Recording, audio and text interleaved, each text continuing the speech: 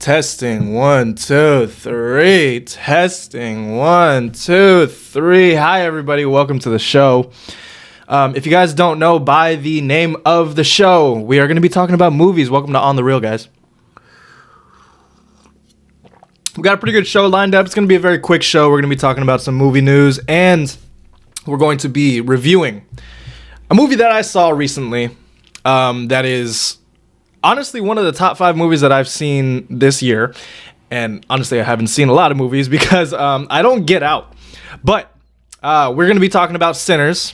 And you know, there was a WrestleMania event that came and went this past weekend over in Vegas, and I thought maybe we can talk a little bit about the top 3 best actors in the wrestling. But we know who they are. It's Dave Bautista, it's The Rock, it's John Cena. But what are their best movies that they have been in their lives? We're gonna be talking about that. Welcome to the show, guys. I got about like 45 minutes to just talk straight movies with you guys, and I only have 3 topics lined up for you guys. It's gonna be, like I said, a very quick show, very quick, straight to the point, and we're gonna get right through it. But welcome to the channel. Let's go ahead and start things off here with our first topic, and our first topic is kind of a big one. You know, now we have a lot of announcements. Sorry, this coffee kind of tastes a little weird, so kind of threw me off a little bit. It's got oat milk. I think that's what it is. Yeah, it's got oat milk. Anyway, enough about that. What we want to hear about is this little movie called Star Wars Starfighter. Now, this was announced at Star Wars Celebration in Japan over this past week. It is actually a movie directed by Shawn Levy. Now, if you don't recognize who Shawn Levy is one of the kind of the founding members of the Stranger Things TV show up on Netflix. He also has just done Deadpool and Wolverine. He's done a really good movie called This Is Where I Leave You. If you guys have not seen that, it's so good. It's about death. It's about family. It's a really good show. A really good movie. And he is just fantastic as a director. I mean, he is one of the best one of my favorite directors in the business today. And he's going to be helming a movie, a Star Wars movie, and that is going to be starring Ryan Gosling. It's kind of crazy to think about, you know. Star Wars, first of all, it used to just be like the trilogy movies, right? You had the original trilogy, you had the prequel trilogy, and then you had the sequel trilogy. And then now we're getting kind of branched out projects such as The Mandalorian. You had Ahsoka. And personally, I'm not that big. I'm not that big on Star Wars media in general. Like, I like the movies. I just don't really, I'm not super into it. You know what I mean? But I really do enjoy the movies, and I am interested in these projects. And Ryan Gosling and Shawn Levy. Ryan Gosling is one of my favorite actors. Shawn Levy is one of my favorite directors. You put them together in a Star Wars movie, that's kind of cool. Here is my problem. Star Wars right now does not have the greatest reputation. Star Wars right now, first of all, I just want to say the sequel trilogy, it's okay, but The Rise of Skywalker, I absolutely hated that movie. It was probably one of the worst movies that came out that year. I thought it was extremely disappointing. And the kiss, man, at the end, the kiss. Don't even get me started on the kiss. Okay, Star Wars has a really bad reputation right now. Not critically, okay, because some of the projects are actually, a lot of the fans do like it. For example, what just came out, Andor, and Andor season 2 is out soon, I believe. They don't have the greatest reputation though when it comes to actually making these movies. We have several movies that were announced and canceled. For example, Donald Glover, he had been announced, I believe, fact check me on this if I'm wrong, I believe there was a Lando movie that was supposed to be in production with Donald Glover. It was a kind of a spin-off of the Solo Star Wars story about a young Han Solo. This one was supposed to be a young Lando. Secondly, we had a movie from the Wonder Woman director, Patty Jenkins, who was going to helm a movie called Star Wars Rogue Squadron. It was billed as the Top Gun of the Star Wars movies. That got canceled. We have a movie in development right now that we haven't heard anything about with the director James Mangold. He directed Logan. He directed Walk the Line, a personal favorite of mine, Ford versus Ferrari. He directed a lot of great movies.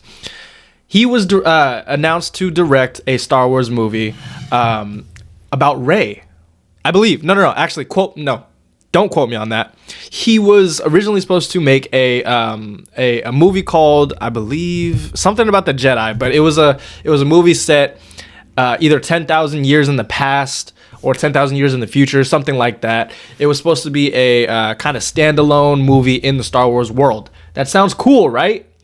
Well, we haven't really heard anything about that. And then we also have an untitled Rey movie about Rey, the Rey Skywalker. Apparently, after the rise of Skywalker, she is now Rey Skywalker.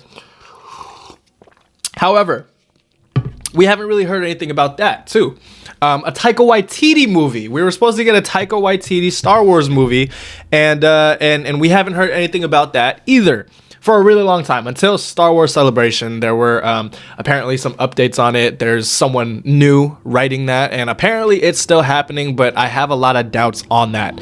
And the list goes on, man. There's even a Kevin Feige Star Wars movie that was supposed to be in production. I'm pretty sure that's canceled right by now. A Jabba the Hutt movie. Like, there's a bunch of stuff, guys.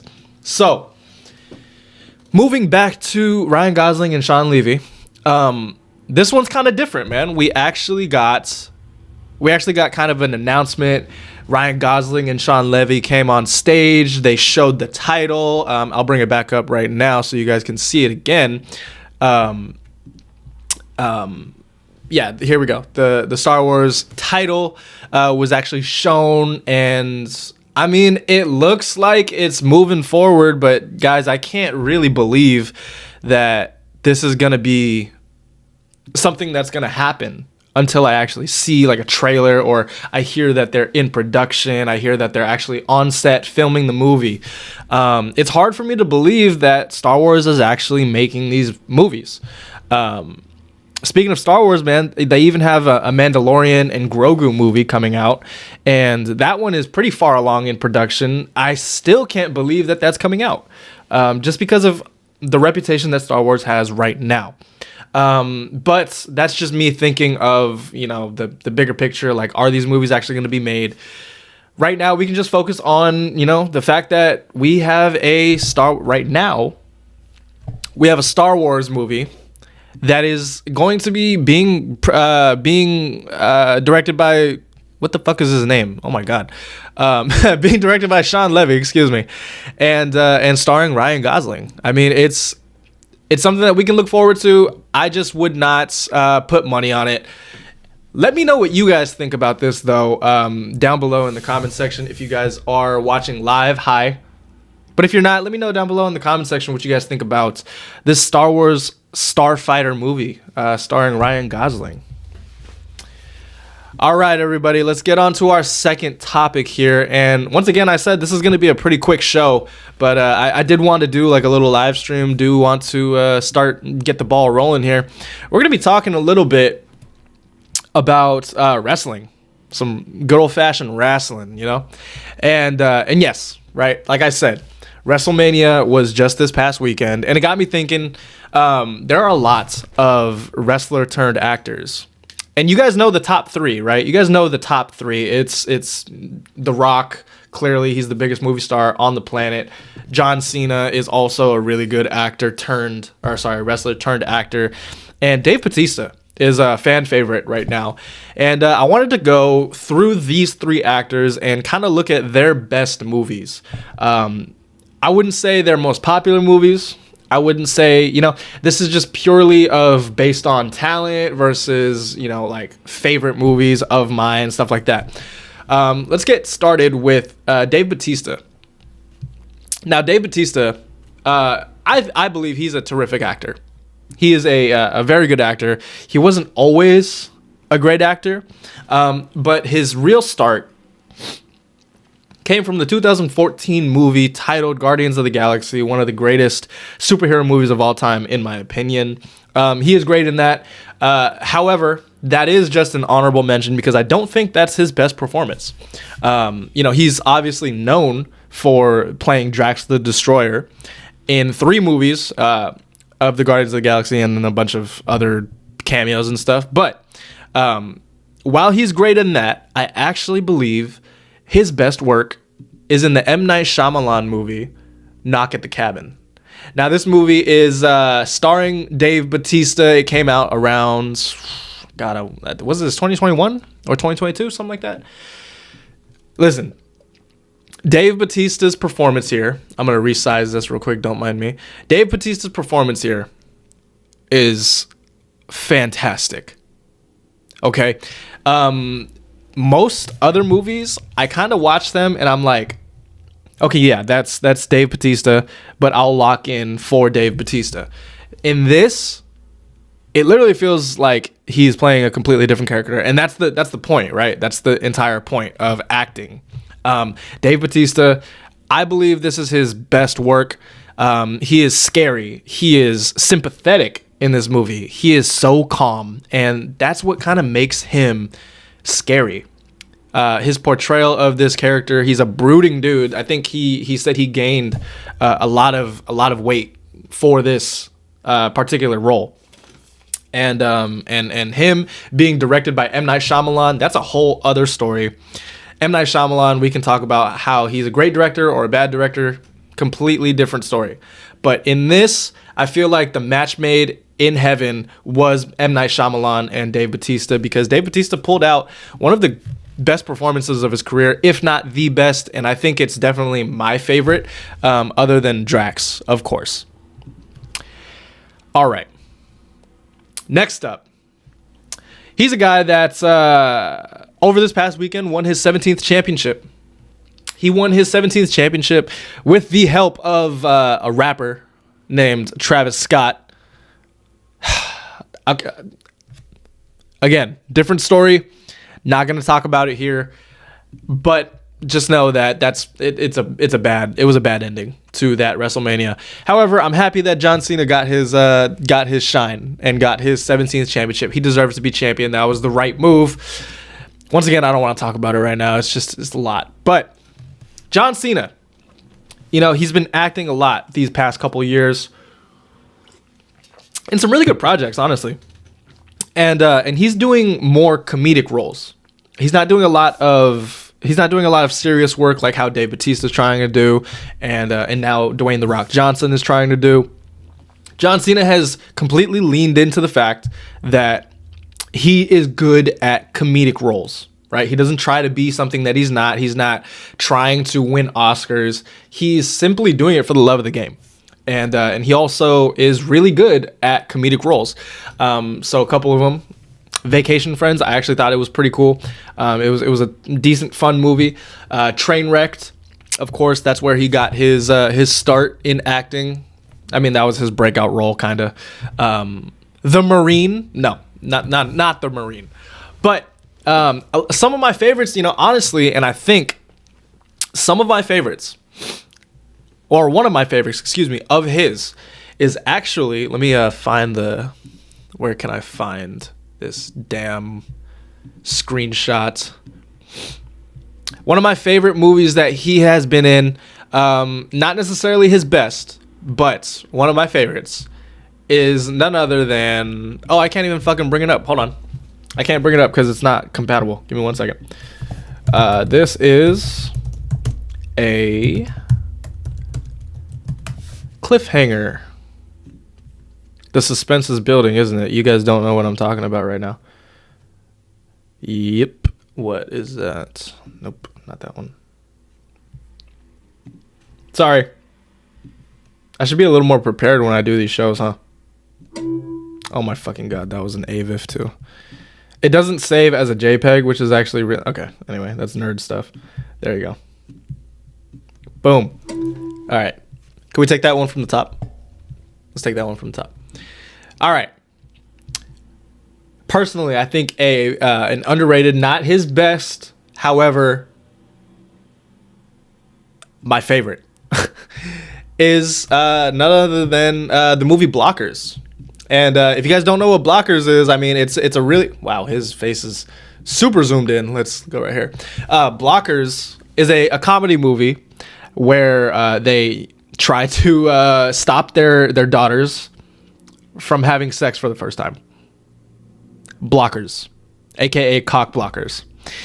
I thought it was really funny, man. Like I said, John Cena knows that his best strength in acting is the comedic side. He knows that. And this was one of those movies that I believe he really showed that off. It's also one of the first movies that he showed that off, because this was one of his first leading roles as a front man, you know what I mean? He's on the poster. He's like actually advertised as the star of the movie.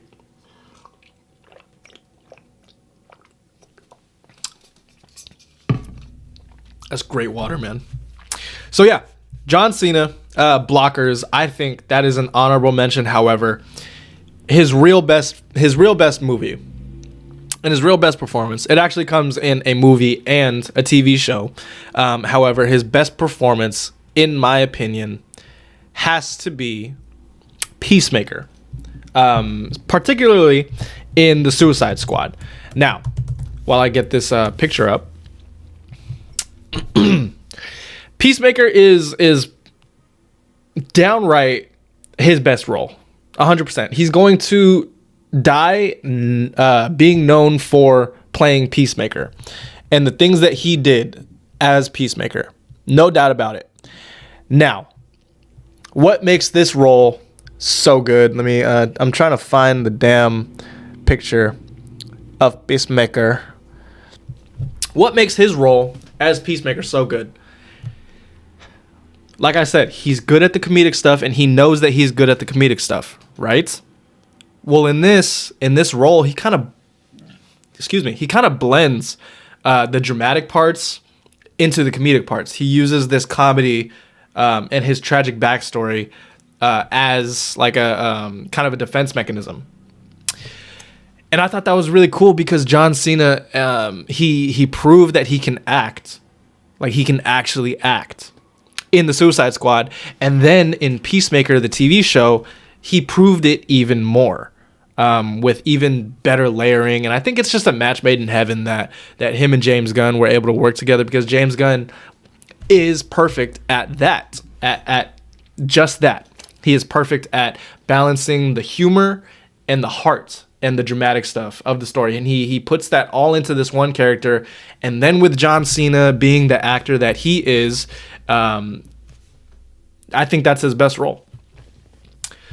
Let me know what you guys think so far about John Cena and Dave Bautista. What do you guys think theirs are?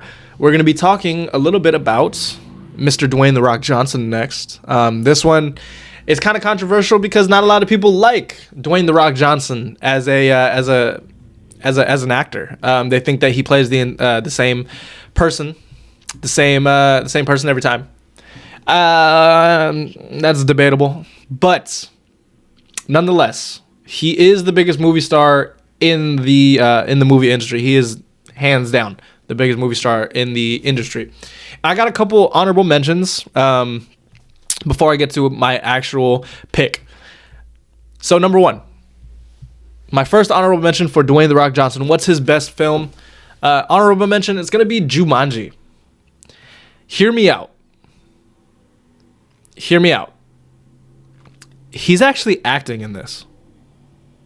I get it. He's silly and he's, but he's actually acting like this, because the premise of the movie is that these teenagers, right? These teenagers, they enter the world of Jumanji, the video game. And in this, Dwayne "The Rock" Johnson is playing, I don't even remember what his character was, but he's playing a kind of scared character, because the teenage boy is a scared character. So Dwayne "The Rock" Johnson is actually acting here. He's not just acting like himself. He's not acting like the big tough guy. He's actually acting. Say what you want about Jumanji, man. That performance is actually pretty good. Say what you want. I believe that performance is actually pretty good. Now, the sequel, I mean Jumanji, the second one, when he's acting like Danny DeVito, that's up for debate. I don't know about that one. Okay, but secondly, another movie that he's acting, like he's really acting in, is a little 2013 movie entitled Pain and Gain. Now, this movie it's a fan favorite. And it's also kind of a personal favorite of mine. I don't know why, because it's really not that great of a movie. But, you know, Mark Wahlberg, Anthony Mackie, and The Rock, I think that The Rock was completely cast perfectly in this. And like I said, he's acting because he has this kind of same thing with John Cena in Peacemaker. He's playing a character with a tragic backstory who is kind of silly to mask that. And in this, he has a tragic backstory and he's trying to change. And I honestly just really like this performance of his. If you guys haven't seen the movie, I highly recommend it. He's not in, I mean, he's one of the main stars in it. He's not in the entire thing. His role in the movie isn't even that pivotal. But if you guys haven't seen it, I would highly recommend checking that one out. But let's get to the actual best Dwayne "The Rock" Johnson performance so far. I mean, in my opinion, it's got to be Luke Hobbs in Fast 5 particularly. But the Fast and Furious franchise, this is definitely his best work. And a lot of people can argue, you know, maybe his best work is Snitch. I would even argue that his best work might be The Game Plan, the 2007 movie. That might even be his best work. But I think overall, it's got to be Luke Hobbs from Fast and Furious or Fast 5. This is kind of where he showed that, like, yeah, he can be taken seriously as an actor. I mean, these aren't really the greatest movies, but Fast 5 was easily the best Fast and Furious movie. And yeah, he kind of proved that he can hang, you know, because like I said, Fast and Furious, those aren't the greatest movies. However, Fast 5 was kind of taken seriously. It was taken seriously, and I think The Rock took his role seriously too. He's playing kind of a cop. He's playing kind of a big badass, you know what I mean? Like, he's a badass cop. And that's kind of what we expect from Dwayne "The Rock" Johnson nowadays. But at the time when the movie was released in 2011, that was kind of new for Dwayne "The Rock" Johnson. That was kind of new. He was actually more typecast as like the big, like they always do this, right? Like Dave Bautista even did this. John Cena even did this, where they play like a big, broody, tough guy, but then they have a soft spot. Like they have a really like soft spot for a little child, right? A la The Game Plan, a la My Spy, a la Fighting with My Family that John Cena just did. So I mean, like, they all have that, right? So originally, Dwayne Johnson was kind of typecast as just that. He was kind of typecast as the big broody guy who kind of, you know, has a soft spot for a little boy, a little girl, or whatever. That kind of sounds wrong, but you get what I'm trying to say. I'm not trying to say that. You get what I'm trying to say. But yeah, in 2011, when he was casted as Fast and Furious, is Luke Hobbs. Yeah, it was new, and I still think that he hasn't topped this. Now, he's got a couple projects right now that potentially will see him act, right? He's starring in a movie directed by Benny Safdie, the same one of the brothers who did Uncut Gems. He's starring in a A24 movie, and it looks like he put in some work for that. So we'll see how that goes on. But that's my picks for the best movies of John Cena, Dave Bautista, Dwayne "The Rock" Johnson. Let me know what you guys think down below in the comment section. I know that these aren't, like, they're not world-class actors, but they are pretty good at what they do. And I'm curious to see what you guys think about what their best movies are. Let me know down below in the comment section, and I'll get back to you. All right, ladies and gentlemen, it is time for the main event. No, it's time for our main topic, and oh my God, it's a good one. It's a really good one. I recently watched the movie Sinners. Okay. And first of all, let me just say that Sinners is doing great at the box office. $60 million global opening, something like that. A cinema score of an A, which is unheard of for horror movies. It's the highest ranked horror movie on cinema score and the only one to ever get an A rating. That's big time. Look, I'm going to be honest here. Sinners was pretty fucking good. Sinners was pretty fucking good. Now, let's talk about this a couple different ways. Let's talk about this as a fan, and let's talk about this critically. Okay? I'm going to start with critically. Sinners. Directed by Ryan Coogler, I think that he did a fantastic job at directing this film. The pace of this movie is kind of damn near perfect. It's kind of like a roller coaster ride where you're really just spending the first hour of this movie with Michael B. Jordan's character Stack and Smoke, their set of twins, which he actually plays both of them. I'll get into that in a little bit, but you're kind of with this set of twins following their life after being gangsters in Chicago. They move back to their I believe it's in Mississippi.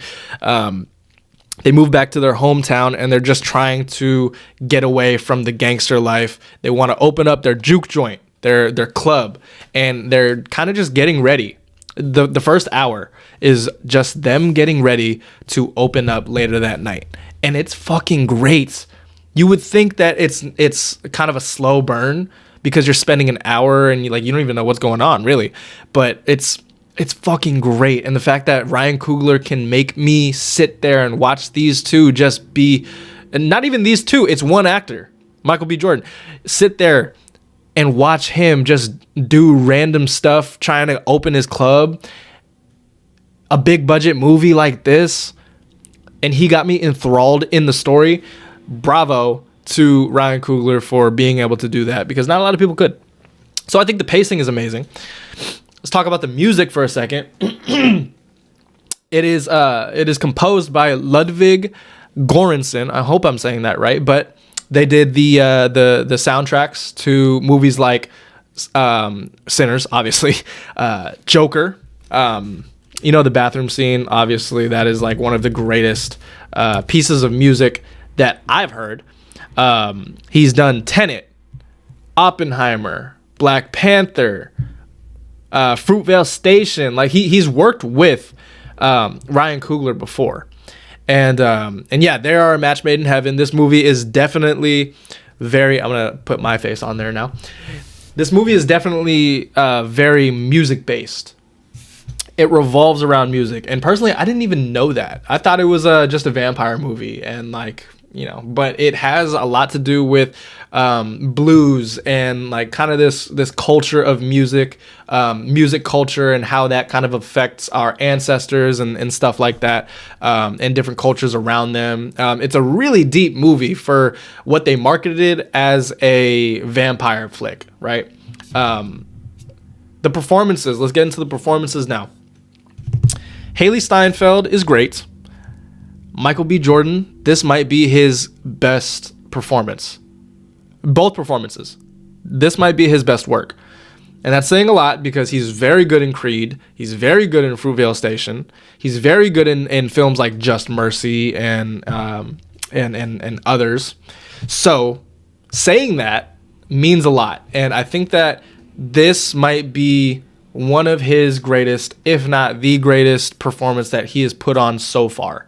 After the first scene, there is one scene in here. After the first scene, let me take a sip of this real quick. After the first scene of Smoke and Stack, these twin brothers, these twin gangsters, after the first scene where you see them in the same shot, I'm like, okay, yeah, that's Michael B. Jordan playing two different people. But then for the next hour, they split up for a little bit, right? They kind of split up. And dude, even after the first 5 minutes of me seeing them on screen, after the first 5 minutes, I'm like, oh, those are two completely different people. Like, I completely forgot that Michael B. Jordan was playing both characters for the entire movie.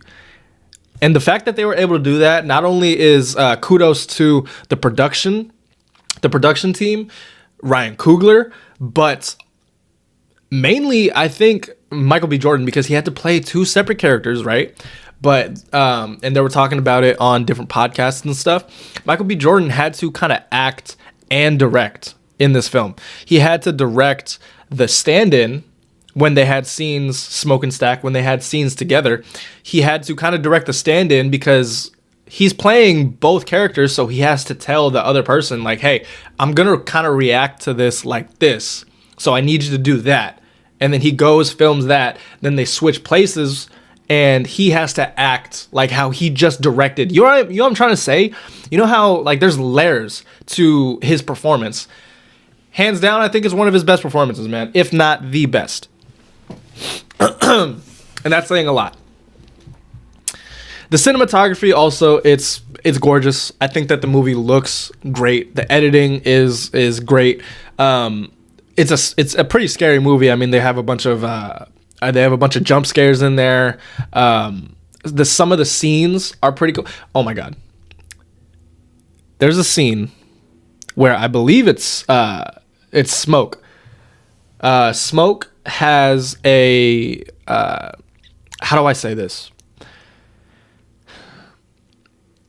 Smoke is a father. And they see there's a scene where he goes, you know what? You guys have to just see it, but that scene just hit me really hard. And it was a great example of visual storytelling. That's all I'm gonna say about that scene, because I really don't want to spoil this movie. It's fucking fantastic. And speaking of spoiling, man, if I did not know that this was a vampire movie, oh, that would have been such a cool experience. Because okay, well, this is kind of a spoiler, but in an hour, that's when the vampire stuff kind of happens, because we're spending an hour, in a normal situation, and then the vampire stuff kind of kicks in halfway through the movie. If I did not know that vampires were in this movie, I'm not normally a person who cares about like why'd you put that in the trailers? Like that would have been so cool to see in the theater, or find out in the theater. I'm not normally a person like that, but for this movie, if I didn't know that this was a vampire movie and all of a sudden vampires just fucking came out and started invading this nightclub and oh my god, it would have been fucking insane. It would have been crazy in the in the movie theater. That would have been a crazy experience. So, I can talk a lot about different aspects of this film that I really enjoyed. I mean, I can talk about the editing. I can talk about the premise. I mean, it's all great, okay? Just trust me when I say that this movie has different layers. It is not just a vampire movie. This definitely warrants a second watch. And then, again, props to Ryan Coogler, man. This is he's one of the most inspiring directors that I know. He's from Sacramento, and I am from Northern California. He is, I'm not from Sacramento. I'm from Yuba City. That's like an hour away from Sacramento, but I love Sacramento. Okay. And I went to Sac State for like a year, and he graduated from Sac State. Like, dude. Okay. Ryan Coogler is fucking cool, man. And he's got all the props in the world from me, and I'm very inspired by him. And the fact that he was able to make a movie like this,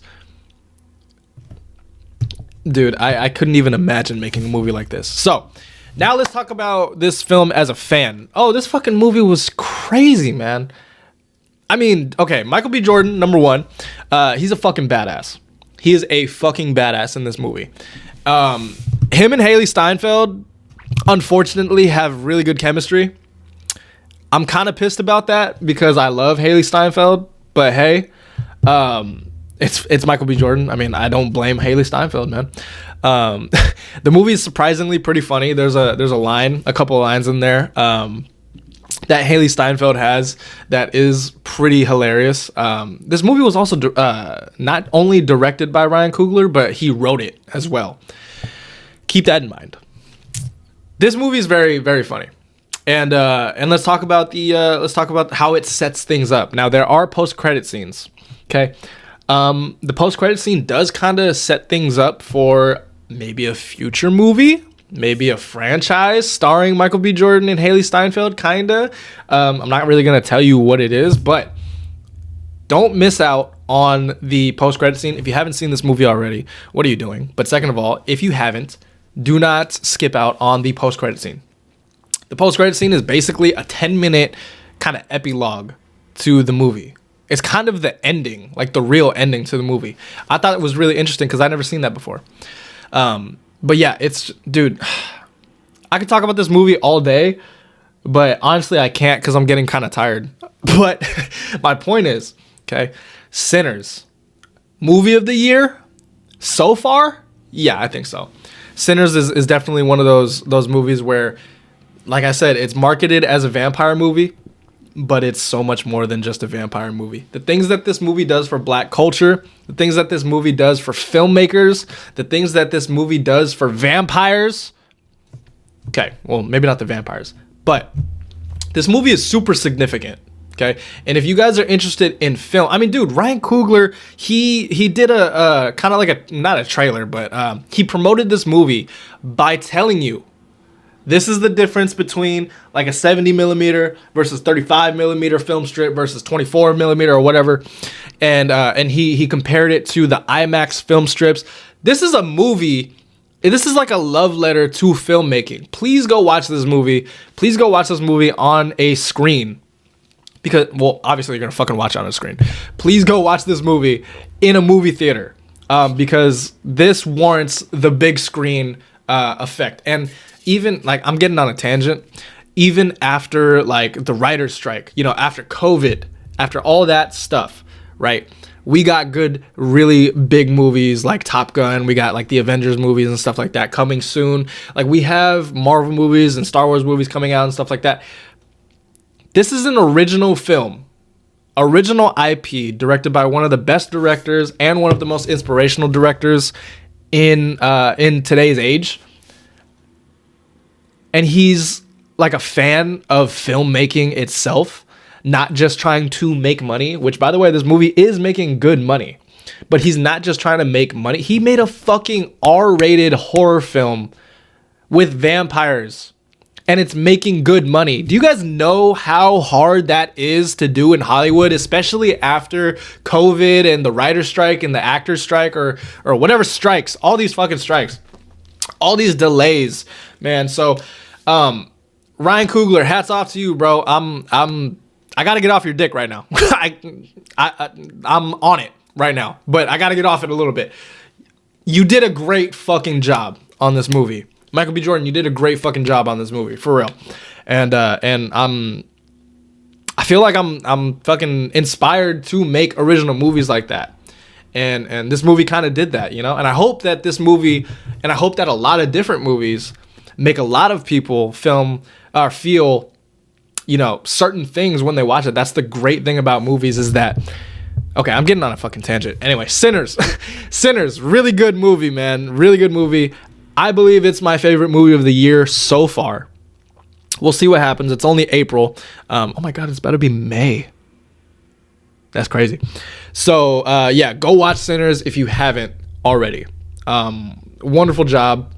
Can't wait to see what comes next. Let me know what you guys thought about Sinners if you guys watched it already. I know that there are a lot of theories, and I know that there are a lot of, you know, discussions and stuff that happened in this movie that warrant a discussion. So if you guys want to, keep it spoiler free a little bit in the comment section. If not, that's not my problem. Like that, do you? And that'll do it. That'll do it for this episode of On The Real. Thank you guys for joining me talking about some movies. We'll have some longer episodes in the near future. I kind of just wanted to talk about this stuff real quick and get the ball rolling here. But let me know what you guys thought about all these topics down below.